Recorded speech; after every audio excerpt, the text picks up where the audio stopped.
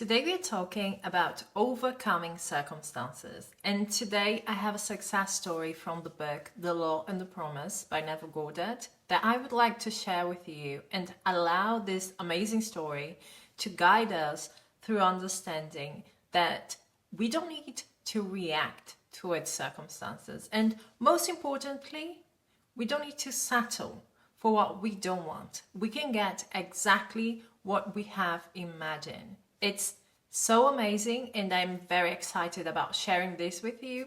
But before I get into it, hello everyone. If you're new here, my name is Elle. Welcome to my channel.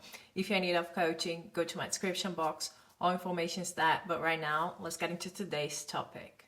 You will find this story in the book The Law and the Promise. And in this chapter, Neville talks about how we are all imagination. Therefore, we have to be in the 3D where we are in imagination, in our inner world, okay? You are not bound to your circumstances. You don't depend on your actions or actions of other people. This is what we have to understand. We can achieve whatever we want. We can change and we can move through the 3D, changing our reality by changing what we are aware of. If right now you are dealing with circumstances and they feel like a mountain, there is a block between you and what you want, then you go in imagination and you remove the mountain.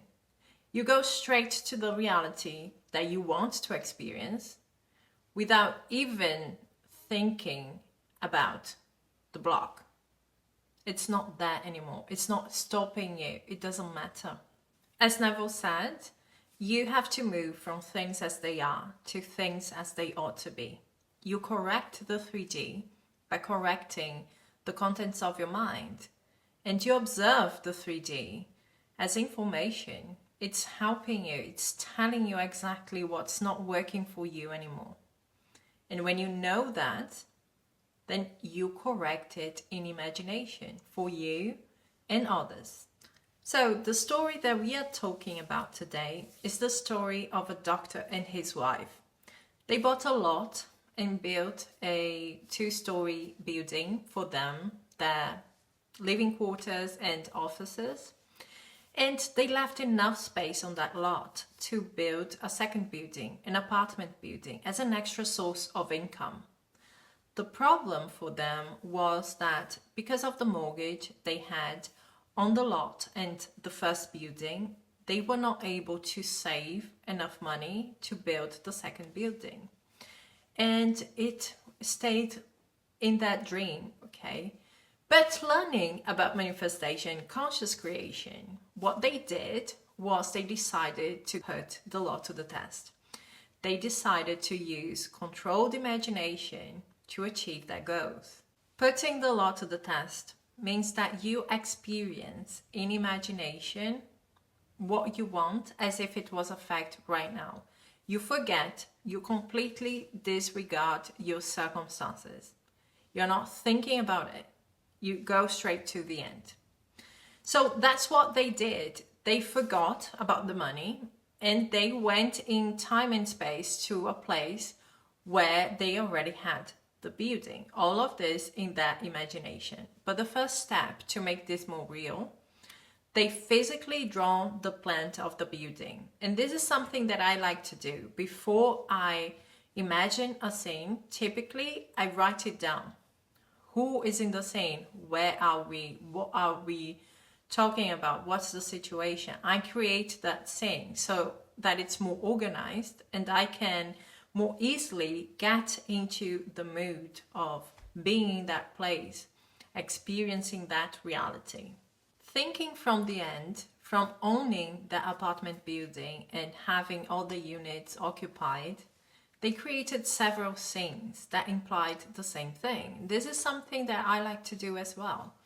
Not only having 1 or 2 scenes, but several scenes after the end, after the fact that you want to have realized or physically manifested in the 3D. So some things were about them meeting the tenants, other things were about the tenants showing them the apartment. And they also felt the joy and pride of owning a building. They also had a scene where they would walk through the building with a friend of them, a friend they had not seen or talked for a while, but they wanted that friend to be there and see it and also say something like, "Doctor, it's a beautiful building." So that was the scenes that they had in mind. Several weeks after imagining the scenes that they had, they started feeling like they were living from the end. Living from the end is an internal action. You don't go around saying, "I have an apartment building in my lot." Okay, they did not do that. They just knew that all of the inner process that they had, inner dialogues, thinking and feeling, were aligned to that reality. It didn't mean that they never had doubts. And sometimes they even thought, maybe we should contact a contractor. But then they reminded themselves of one thing. In our imaginal act, we already have the building and we never put money onto it to be built. So just allow things to happen naturally. We are going to get there. And that's basically what you do. Okay, you don't have to act on anything. You allow things to come to you in the most natural way. One day, a contractor walks into the office of that doctor. And it's funny because the same contractor that they thought about contacting, okay, the contractor looked at him and said, "I don't know why I'm here. I have no idea why I'm talking to you about this. But I was wondering why there is no building at the corner lot." And as you see, people get driven. They get literally pushed towards helping you. They have to execute their part in the manifestation. And they want to do it, okay? They feel like they want to do it. So the doctor told him that they would love to have an apartment building there, but they have no money. They have no funds to do anything. And the contractor left. 2 weeks later, without having been asked to do that, the contractor called the doctor and tells him the plans are completed. The building would cost about $30,000 and everything's ready for it. Okay, but the doctor, he knew in my imagination, I had imagined something else. This is my manifestation unfolding, but I am not going to settle for what the 3D is giving me. So he thanked the contractor and said that he could not do it. The next day, the contractor called him again and said, "I figured out a few ways to save money." Okay.